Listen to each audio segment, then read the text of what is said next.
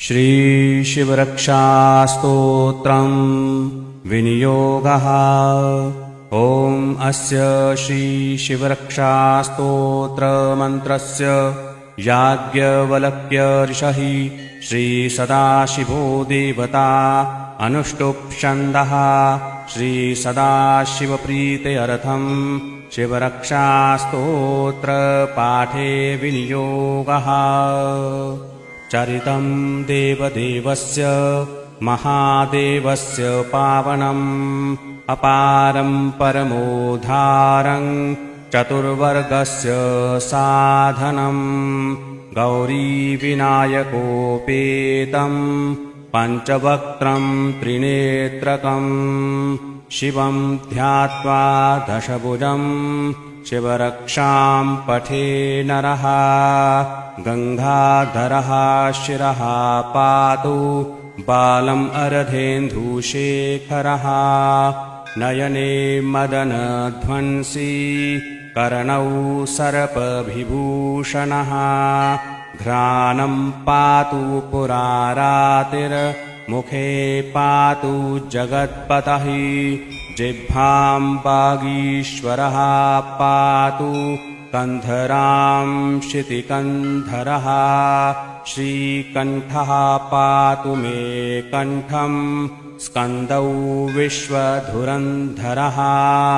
भुजौ भूपारसंहर्ता करौ पातु पिनाकदृक्।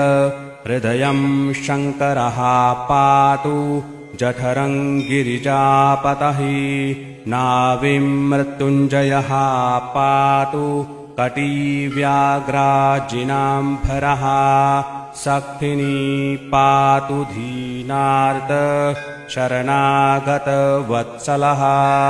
उरुमहेश्वरः पातु जानुनी जगदीश्वरः।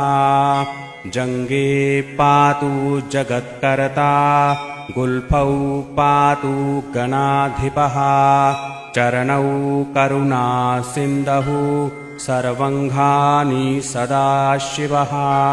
एतां शिवबलोपेतां रक्षां जहासु कृतिं पठेत्। स भुक्त्वा सकलान् कामान् शिवसायुज्यमाप्नुयात्।